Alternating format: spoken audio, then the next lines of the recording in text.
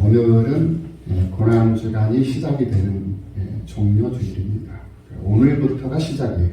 내일 모레일부터가 시작이 아니에요. 그래서 오늘부터 이제 고난주간이 시작이 되면서 종료주일, 이렇게 이 주일이 이제 열린 것입니다. 이 종료주일은 예수님께서 선지자들의 예언대로 700년, 주전 700년 전에 이사야 선지자가 예언을 했어요. 그리고 주전 550년경에 스가랴 선지자가 예언을 했고요. 이 선지자들의 예언대로 어린 나귀를 타고 예루살렘 성으로 입성을 하시는 그날이 바로 오늘이라는 이 날입니다. 그래서 우리는 부활절을 앞에 두고, 한 주일 앞에 두고 이렇게 종료주일에 우리의 통치자로 우리를 다스려 주시기 위해서 몸을 입으시고 이 땅에 오신 예수 그리스도, 그 주님이 내 주님이심을 고백하고 그 내 주님이 나의 죄와 허물을 다 뒤집어 쓰고 십자가에 죽임을 당하셨다. 그래서 대속의 은혜를 베풀어 주신 그 주님을 우리는 늘 기억하면서 주님을 가까이 하고자 하는 그런 심정으로 내가 사는 이유, 내가 존재하는 이유, 오직 주님의 영광이요 주님의 증인으로서의 삶을 살아가야 된다는 그런 사실을 늘 기억하면서 예수 증인으로 세상을 살아야 된다는 사실을 잊지 않는 모두가 다 되시기를 예수님의 이름으로 축복합니다. 이 종료주일은 최대 명절인 이 6월절이 이제 시작이 되는데, 이 6월절 5일을 남겨두고 있는 그런 날이기 때문에 각 나라에 흩어져 있는 많은 순례자들, 그 순례자들이 거룩한 땅 예루살렘으로 모이기 위해서 인산인해를 이루는 그런 때이기도 합니다. 이런 상황 가운데서 예수님은 어린 나귀를 타고 예루살렘으로 입성을 하시는데, 성에 입성하실 때에 사람들이 종려나무 가지를 흔들면서 예수님을 환영했다는 그런 뜻에서 종료주일이라고 합니다. 그래서 오늘 이 종료주일 아침에 오늘 보면 마태복음 21장 1절 이하 11절 이 말씀을 통해서 우리 그리스도인들이 가져야 할 기본적인 의식이 무엇인가를 생각해 보면서 함께 은혜를 나눌 것입니다. 우리가 하나님의 은혜를 입고 하나님 앞에 귀히 쓰임을 받는 사람들이 되려면 몇 가지 기본적인 그런 의식이 갖춰져 있어야 한다는 거예요. 근데 신앙인으로서 그냥 막무가내로 살아가는 것이 아니에요. 의식이 있는 삶을 살아가야 된다라는 말이에요. 그 의식, 몇 가지 의식 중에 가장 첫 번째 의식이 뭐냐? 바로 소명의식이에요. 예수님은 예루살렘 성으로 들어가시기 위해서 약 3.4km 정도 떨어져 있는 벳바게에 이르게 되었습니다. 그리고는 두 제자에게 말씀을 합니다. 오늘 본문 2절 3절 말씀입니다. 이르시되 너희는 맞은편 마을로 가라. 그리하면 곧 매인 나귀와 나귀 새끼가 있는 것을 보리니 풀어서 내게로 끌고 오라. 만일 누가 무슨 말을 하거든 주가 쓰시겠다. 그리하면 즉시 보내리라. 라고 제자들에게 말을 하고 보냅니다. 아무런 볼품없는 나귀였지만은 존귀하신 주님이 그 볼품없는 나귀를 쓰면 그 나귀 또한 귀하게 쓰임을 받는 그런 도구가 되는 거예요. 그래서 예수님께서 그 나귀를 데리고 오면 그 나귀를 쓰시겠다라는 거예요. 그러나 이 어린 나귀가 주님 앞에 쓰임 받기까지는 드러나지 않은 두 제자의 헌신과 수고가 있었다라는 것 또한 우리는 놓쳐서는 아니 되는 것입니다. 두 제자의 순종이 먼저였다라는 것입니다. 이 두 제자의 순종은 처음에는 내키지 않은 순종이었어요. 이해할 수 없었어요. 아니 그냥 가시면 되는데, 아니면 근사한 말을 타고 가시든지, 아니면 가마를 만들어서 타고 가시든지 그러면 될 것인데 왜 조그마한 그런 나귀를 타고 가시려고 또 한참 마을로 또 한참 걸어가야 되는데 그 먼 거리를 또 들어가서 나귀들을 풀어오라고 그렇게 얘기하시는지 제자들은 도대체 이해할 수가 없었어요. 그래서 그렇지만 이해할 수 없었지만은 이 제자들은 예수님의 말씀이었기 때문에 스승님의 말씀이었잖아요. 스승님의 말씀을 어길 수가 없잖아요. 그러니까 이해할 수 없었고 까닭이 없었지만은 이 말씀을 불순종할 수가 없어서 어쩔 수 없이 분부하신 대로 순종을 하고 갑니다. 그런데 가서 보니까 뜻밖의 주님께서 말씀하신 대로 그 어린 나귀와 어미 나귀가 나무에 메어져 있는 거예요. 그것을 이제 풀어서 이제 데리고 오려고 하니 사람들이 묻습니다. 물을 때 예수님께서 말씀하신 대로 주께서 쓰시겠다라고 말씀을 하시니 그 주인도 순순히 예수님께서 쓰신다고 하시니 뭐 망설일 이유가 없는 거예요. 그냥 순수하게 그냥 내어놓는 거예요. 그래서 그 내어놓는 그 나귀를 가지고 예수님께로 가지고 왔습니다. 이것이 바로 소명의식이라는 거예요. 그러니까 내가 이해할 수 없고 내가 알 수 없는 까닭 없는 일이지만은 하라고 하시니까 그냥 하는 거예요. 네. 거기에 대해서 반문하지 않았습니다. 거기에서 불평하지 않았고 반론을 제기하지 않았어요.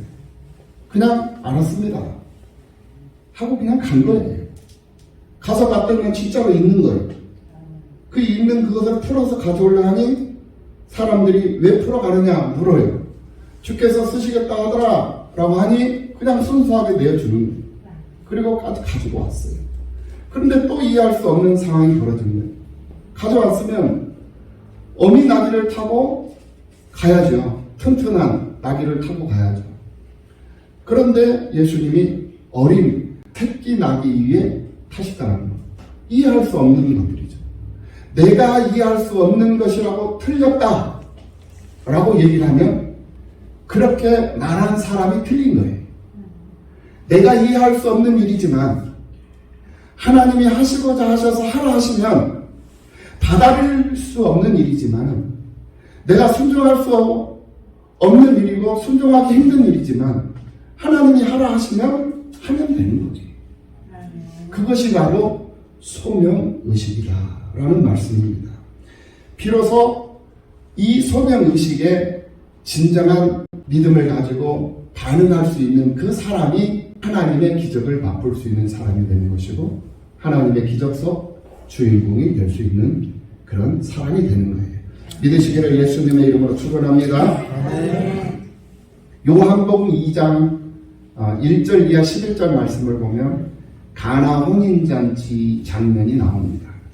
가나 혼인잔치 여러분들 다 잘 아시잖아요. 혼인잔치에서 포도주가 떨어져요. 포도주가 떨어지니 이제 잔치의 흥이 깨질 판이에요. 그것을 예수님의 어머니 마리아가 알고 이제 하인들을 먼저 불러요. 그리고 당부를 합니다. 예수님이 뭐라고 얘기를 하든지 너희들은 반문하지 말고 예수님의 말씀대로 그대로 순종하고 하거라 라고 당부를 해놓습니다. 그리고는 어머니 마리아가 예수님께 가요. 그리고 잔치집에 지금 포도주가 떨어졌는데 큰일이다 라고 얘기를 해요. 그 말을 들은 예수님이 하인들을 부릅니다. 하인들을 불러가지고 명령을 해요. 이 돌 항아리 6개가 있는데 그 돌 항아리에다가 물을 길러다가 가득 채우라는 것이었어요. 하인들이 두말하지 않고 순종을 합니다. 누구의 당부를 들었죠? 어머니 마리아의 당부를 들었기 때문에 예수님이 얘기를 해도 그대로 받아들이는 거예요. 이해할 수 없는 일이죠. 아니 포도주가 떨어졌다는데 무슨 돌 항아리에다가 그 비어있는 그 항아리 6개에다가 물을 가득 채우라고 하니 이거 참 이해할 수 없는 일이죠. 그럼에도 불구하고 어머니 마리아, 예수님의 어머니 마리아가 말한 대로 당부하신 대로 이 예수님의 말씀에 반문하지 않고 순종을 했다라는 거예요. 이해할 수 없는 일이 반복이었지만 그들은 순종을 했어요. 그리고는 물을 가득 채우라고 하니까 채우고 난 이후에 예수님이 또 말을 합니다. 그 채워진 물을 떠다가 다시 거기서 떠다가 연회장에다가 갖다 주라는 거예요. 그냥 물맥이라는 거죠. 그러니까 하인들은 그것 또한 이해할 수가 없었어요. 이런 이해할 수 없는 일들이 연속으로 계속 반복이 됩니다. 그래도 하인들은 어머니 마리아가 당부를 했던 말이 생각이 나서 예수님의 말씀에 순종을 하더라는 것입니다. 그때 물이 변하여 포도주가 되었습니다. 할렐루야. 네. 이 장면을 우리가 오늘로 한번 우리가 생각을 한다면 예수님이 당부하시는 말씀을 듣기 전에 누가 지금 당부를 하고 있습니까? 목사님이 말씀을 여러분에게 당부를 하는 거예요. 네. 하나님의 말씀, 예수님의 말씀을 여러분들에게 일러드리면서 당부를 하는 거예요. 그럼 당부를 들었잖아요. 네. 하나님 말씀에 순종해야 됩니다. 예수님 말씀에 반문하지 마십시오. 반론하지 마십시오. 망설이지 마십시오. 예. 자기 생각하지 마십시오. 예. 당부를 했어요. 자, 그러면 예수님의 말씀을, 하나님의 말씀을 우리가 봅니다. 말씀을 보니 내가 이해할 수 없는 부분이 있었고 내가 힘든 부분도 있어요. 받아들이기 힘든 부분도 있어요. 정말로 그럴까? 그럴 리가 있어요? 그럴 수는 없지. 그냥 그렇게 얘기를 하는 것이겠지. 이렇게 자기 생각으로 집어넣어가지고 하나님의 말씀을 희석시켜버리고 믿음이 강한 믿음이 아니라 온전한 믿음이 아니라 부분적인 믿음으로 변질이 되어버리고 그 믿음의 농도가 흐트러져 버리고 그런 상황 가운데로 빠져버린다. 그것을 가리켜서 우리가 어떻게 온전한 믿음, 참다운 믿음, 진정한 믿음이다 라고 말할 수 있겠느냐 이게. 그런데 이 하인들은 그 마리아의 그 당부를 늘 기억했어요. 그 말을 늘 생각하고 있었어요. 그런데 예수님께서 불러서 그렇게 당부를, 그렇게 명령을 하시니 그 명령대로 순종을 한 거예요. 순종하니 기적이 일어나더라는 거예요. 네. 이게 바로 신앙생활이거든요. 이게 바로 믿음이다라는 거예요. 소명의식.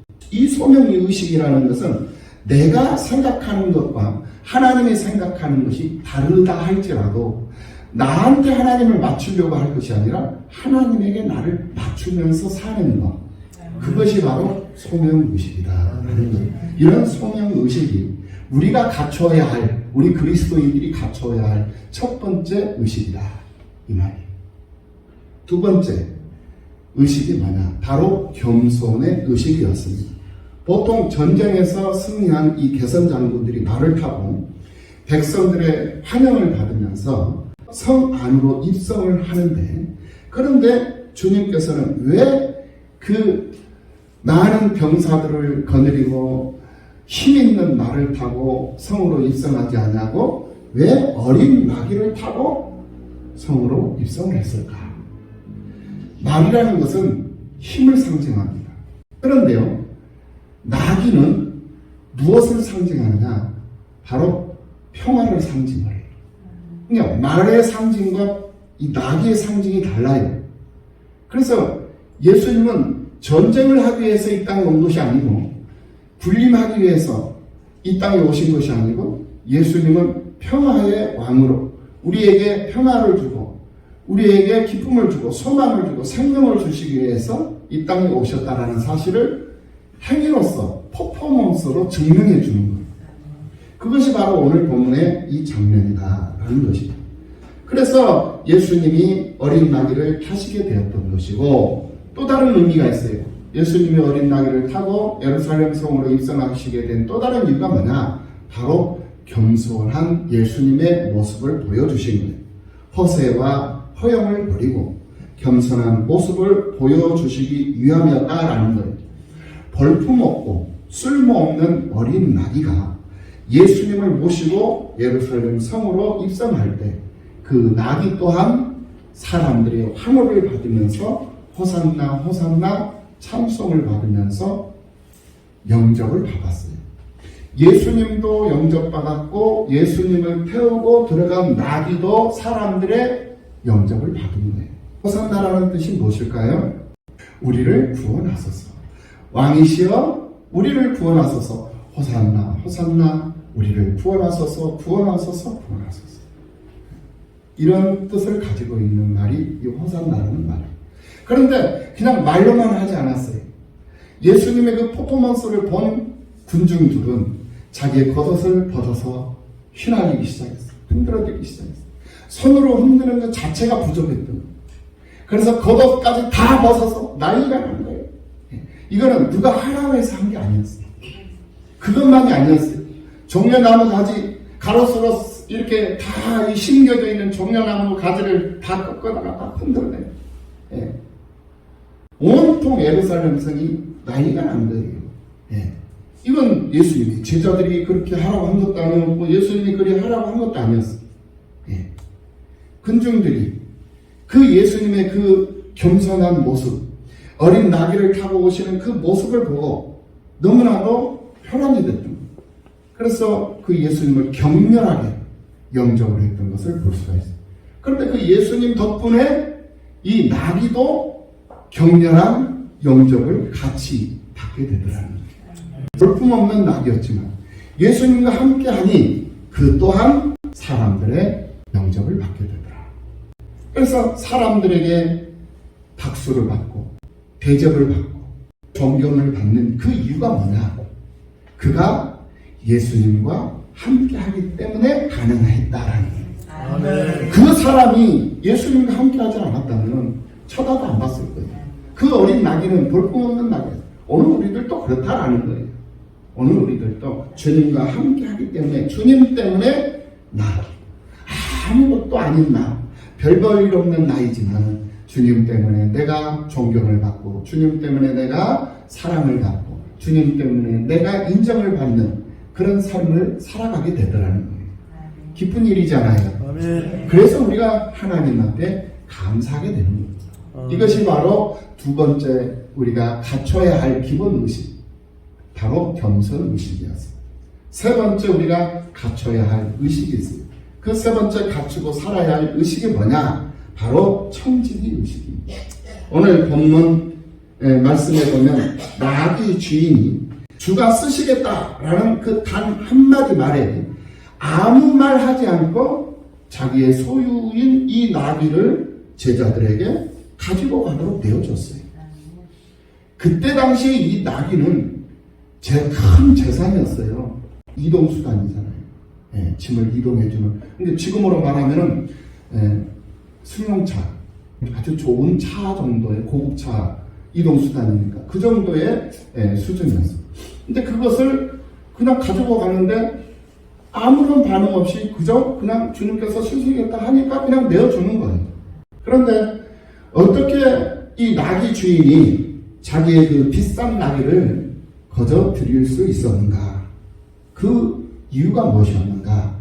그것은 내가 가지고 있는 것이 내 것이 아니고 내가 가지고 있는 것이지만 이것 또한 주님의 것이다 라는 그런 청지기 의식, 철저한 청지기 의식이 있었기 때문에 이 행위가 가능했다라는 거예요. 이와 같이 오늘 우리들도 이렇게 뛰어난 청지기 의식을 가지고 믿음으로 세상을 살 수 있는 믿음의 사람들이 되어야 하겠다라는 것이에요. 믿으시기를 예수님의 이름으로 축복합니다. 우리가 가지고 있는 것들이 얼마나 많습니까? 건강을 가지고 있습니다. 시간을 가지고 있어요. 그리고 돈도 가지고 있습니다. 지위도 있고 명예도 있고 권력도 있고 지식도 있고 여러 가지 재능들도 있어요. 하나님이 주신 믿음도 있어요. 이런 믿음과 재능, 이런 물질, 이런 건강과 시간, 이런 재능들을 내 것이다 라고 생각하지 않고 하나님이 내게 맡겨주신 것이다 라고 생각을 하고 관리를 잘하면 건강관리 잘하고 물질관리 잘하고 시간관리 잘하면서 하나님이 쓰시겠다 하면 그 즉시로 내어놓을 수 있는 그런 청지기, 그런 맡은 바 소임을 다할 수 있는 그런 마음가짐, 그런 정신 상태로 믿음을 가지고 세상을 살아가는 그 사람이 준비된 사람이요, 쓸모있는 사람이요, 쓸만한 사람이 되는 거예요. 하나님은 그런 사람을 기뻐하신다라는 사실을 믿으시기를 예수님의 이름으로 축원합니다. 하나님은 자기의 소중한 것들을 우리에게 아낌없이 주셨어요. 믿습니까? 자기의 가장 소중한 것이 무엇입니까? 바로 독생자 예수 그리스도입니다. 하나밖에 없는 아들. 그리고 자신의 가장 소중한 것이 무엇이겠습니까? 이 땅의 모든 우주 만물입니다.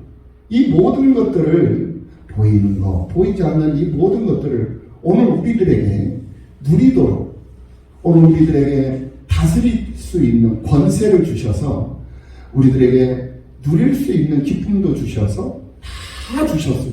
모든 것을 다 주셨어요. 아낌없이 주셨어요. 그 하나님, 나에게 모든 것을 주신 하나님, 가정을 주셨고, 가족을 주셨고, 자식들을 주셨고, 형제들을 주셨고, 이웃 동료들을 주셨고, 이 우주 만물, 모든 자연 만물을 다 내게 주셨고, 물질도 주셨고, 건강도 주셨고, 시간도 주셨고, 주시지 않는 것이 하나도 없어. 다 주셨어요. 그런 하나님 앞에 우리는 하나님이 내게 후히 되어 주셨던 것처럼 나도 하나님 앞에 후한 모습으로 지금 내가 살아가고 있는가? 한번 생각을 해보잖아요. 과연 나는 어떤 모습으로 살아가고 있는가? 하나님 앞에 얻을 것, 받을 것, 누릴 것 다 받고 얻고 누리며 살면서도 하나님 앞에는 왜 그렇게도 인색한지, 하나님 앞에 나가서 시간 좀 내서 하나님이 일하는 거 뭐가 우리 시간이 아까운지, 자기 젊음, 자기 재능 조금 하나님 성전에 나가서 좀 재능 좀 기부하고 자기가 가지고 있는 기술 좀 발휘를 하고 자기가 가지고 있는 건강 가지고 수고하고 헌신하는 일을 뭐가 그렇게 힘이 들어, 뭐가 그렇게 인색한지 우리는 반성해야 해요. 회개해야 될 줄로 믿습니다. 회개해야 돼요. 회개해야 돼요. 하나님의 일이에요. 근데 하나님의 일에 너무나도 안일해 있어. 너무나도 무관심하고 너무나도 째째하게 치사하게 그러면서 성전에 와서 하나님 복 주시옵소서 염치가 미지지. 우리는 하나님 앞에 늘 부끄러운 모습으로 살아가고 있어요.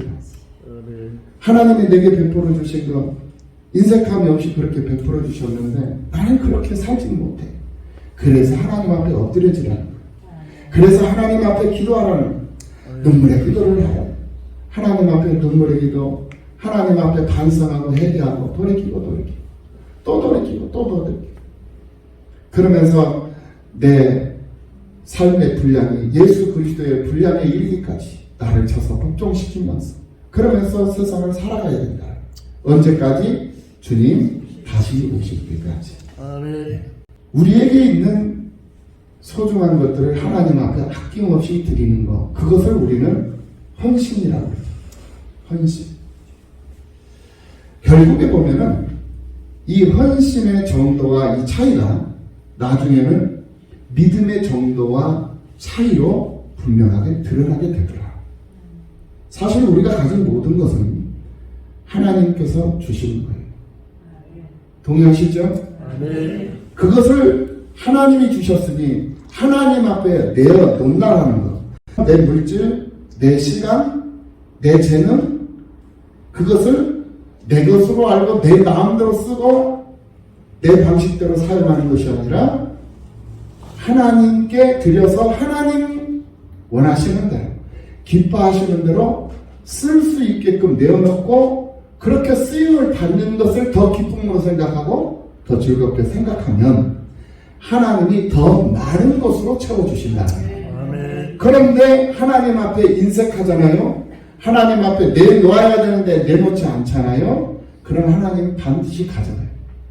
걷어가셔요. 알게 모르게 쥐도새도 모르게 걷어가셔요. 그거 여러분들 아마 경험하신 분들 많이 있을 겁니다. 삶 속에서 말입니다. 네. 이것이 바로 청지기 의식이다. 그래서 우리 그리스도인들이 갖추어야 할 기본적인 의식 세 번째가 바로 청지기 의식이었다. 네 번째가 있습니다. 이 네 번째가 뭐냐? 바로 십자가 의식입니다. 제자들이 어미 나귀를 끌고 왔을 때 예수님은 오늘 보면 5절 말씀대로 어미 나귀를 타지 않고 새끼 나귀인 어린 나귀를 타셨어요. 이 어린 나귀는 예수님을 태우고 갈 때 굉장히 힘들었을 겁니다. 그러나 이 어린 나귀는 반항하지 않았어요. 날뛰지 않았어요. 이 짐승들은 그렇잖아요. 자기에게 좀 버거운 어떤 상황이 발생되면 날뛰잖아요. 난리가 나버려요. 예. 그래서 이 통제가 안 되는 경우들이 많이 있습니다. 짐승들은. 그런데 이 어린 나귀를 가만히 보면 예수님이 아무리 왜소하신 분이라 할지라도 꽤 어른이니까 얼마나 무거웠겠어요. 남자인데. 근데 그 어린 나귀가 그 무거운 예수님을 태우고 간다는 것은 사실 쉬운 게 아니었어요. 그런 상황이었음에도 불구하고 이 어린 나귀는 예수님을 태우고 유유히 예루살렘 성 안으로 들어갔다라는, 묵묵히 자기에게 주어진 소임을 다 했다라는 거예요. 힘들었어요. 어려웠어요. 힘들고 어려웠어요. 쉬고 싶었고 멈추고 싶었을 거예요. 그런데 쉬지 않았어요. 멈추지 않았어요. 자기에게 주어진 소임을 충실하게 최선을 다해서 다 하면서 예루살렘 성 안으로 뚜벅뚜벅 걸어 들어갔다라는 것입니다. 우리도 그래요. 때로는 주님의 일을 하다 보면 무거운 짐을 져야 할 때가 있습니다. 그때 내가 져야 할 그 짐을 십자가의 축복으로 여기고 기쁨으로 그 짐을 지고 가는 그 사람, 그런 일꾼이 되어야 한다라는 거예요. 그 사람을 하나님이 기뻐하신다라는 사실을 믿으시기 바랍니다. 누가 예수님의 제자이겠습니까? 누가 예수님의 은혜를 입고 세상을 가는 사람이 되겠습니까? 자기 십자가를 지고 가는 사람, 자기 십자가, 자기에게 주어진 그 십자가를 감사함으로, 기쁨으로 묵묵히 그 십자가를 지고 가는 그 사람이 바로 예수님의 제자여 예수님의 은혜를 입고 세상을 사는 사람이라 라고 말할 수 있을 것입니다. 그래서 누가복음 9장 23절 말씀에서 아무든지 누구든지 나를 따라오거든 자기를 부인하고 날마다 제 십자가를 지고 나를 따를 것이니라, 이렇게 말씀을 하고 계시는 것을 볼 수가 있어요. 예수님께서 예루살렘 성에 입성을 하실 때 수많은 군중들은 자기의 겉옷을 벗고 길바닥에다가 자기의 겉옷을 펴면서 종려나무 가지를 흔들면서 아주 격렬하게 예수님을 영접했습니다. 그 당시의 사람들은 전쟁에서 승리해 성 안으로 들어오는 개선 장군을 맞이할 때 그렇게 격렬하게 환영을 했어요. 그런데 그런 개선 장군을 환영하듯이 그런 왕, 다시 돌아오는 승리하고 돌아오는 왕을 맞이하는 그 백성들의 그 모습 그대로 예수님을 맞이했고 영접했다라는 것입니다. 왜 그랬을까? 이것을 우리가 한번 생각해 보지 않을 수가 없습니다. 아마 그들은 예수님께서 능력과 기적을 발휘하며 죽은 자도 살려내고 병든 자를 다 고치고 먹을 것 5병 이하의 기적, 7병 이하의 기적, 많은 기적을 통해서 배부르게 먹게 하고 일하지 않아도 배를 채워주고 일하지 않아도 문제 해결을 해주고 모든 예수님이 하지 못하는 것이 없다는 사실을 이들이 다 알고 있었어요. 그 예수님이 이제 자신을 통치해주고 자신을 다스려주시기 위해서 예루살렘 성 안으로 개선장군이 되어서 이제 들어오고 계신다라는 거예요. 그러니까 미치도록 이 백성들이 예수님을 영접하지 않을 수가 없었던 거죠. 로마의 속국으로 주권을 빼앗기고 모든 억압과 착취를 당하면서 억울한 삶을 살아가고 있던 가난한 백성들이 바로 이 예루살렘 성 안에 살던 이 유대 백성들이었다라는 거예요.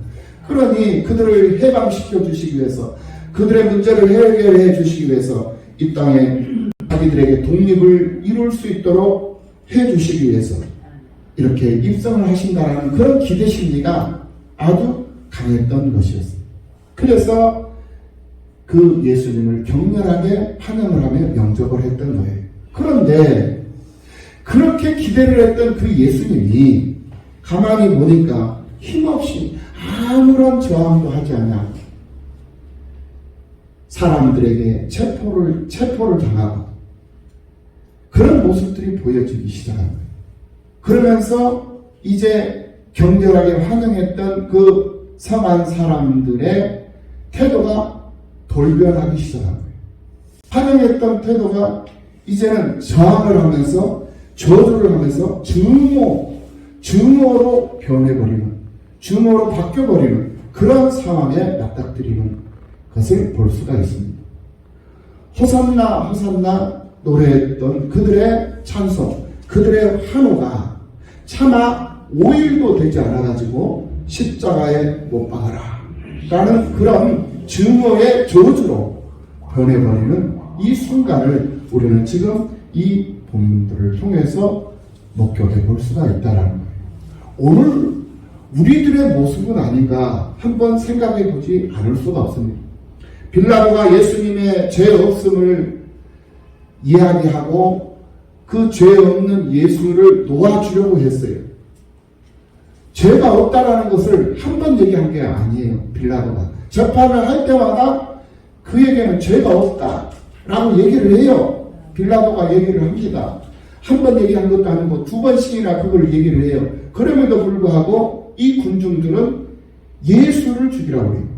그러니까 하도 답답해가지고 이 빌라도가 그 행악자들이 있는데 이 행악자들을 놔두리, 예수를 놔두리, 차라리 행악자들을 놔두라. 강도 살인자들을 놔두라는 거예요. 차라리. 그리고 예수를 못 박으라고 해요. 아니 5일 전에, 불과 며칠 전에 예수님을 그렇게 격렬하게 환영했던 무리들 아니었습니까? 그렇게 예수님이 좋아가지고 죽을 지경이었는데, 좋아서 죽을 지경이었는데 이제는 예수를 못 죽여서 죽을 지경이 되거든요. 이렇게 사람들이 수시로 변해. 환경에 따라서, 상황에 따라서 이렇게 변질이 되어버리더라고요. 왜 그럴까요? 그 이유가 무엇일까요? 그 사람의 믿음이 성경에 근거된 믿음이 아니라 자기 지식에, 자기 경험에 근거된 믿음이기 때문에 그래버린 거예요. 그러니까 우리의 믿음이 분명해야 된다. 그 분명해야 될 믿음이 어떤 믿음이어야 되느냐? 바로 예수 그리스도, 즉 성경 말씀에 근거된 믿음이어야만이 어떤 환경적 조건에 놓여 있다 할지라도 우리는 흔들리지 않아요. 별스런 얘기가 들려도 흔들리지 않는다. 목사님이 어쩌고, 교회가 어쩌고, 장로님이 어쩌고, 집사님이 어쩌고, 권사님이 어쩌고, 어쩌고 저쩌고 난리를 쳐도 난리법석을 떨고, 그래도 흔들리지 않아요. 기다가 듣지도 않고 들을 필요도 없는 거예요. 왜? 내 중심이 분명하니까.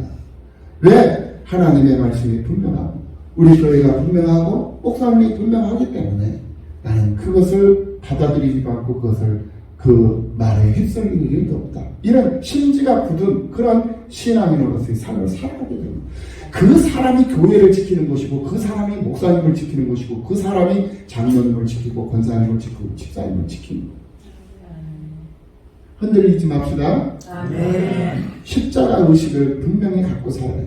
상황에 따라서 군중들처럼 이럴 때는 예수님을 환영하고, 저럴 때는 이럴 때는 예수님을 환영하고 찬양하느라고 죽고 못 살고, 이럴 때는 예수님을 못 죽여서 죽고 못 살고, 이렇게 세상 살지 말자라는 거예요.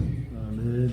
우리의 잘못된 믿음, 우리들의 일그러진 교회 생활 속 모습들, 우리는 다시 한번 되짚어 보면서 이 종료주일 아침에 우리는 스스로를 하나님의 말씀 앞에 회개하고 하나님 말씀 앞에 스스로를 다듬을 수 있는 그런 믿음의 사람들이 되어야 할 줄로 믿습니다.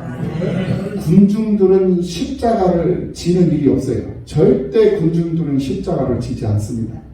그러나 주님의 제자는 십자가를 기꺼이 짊어집니다.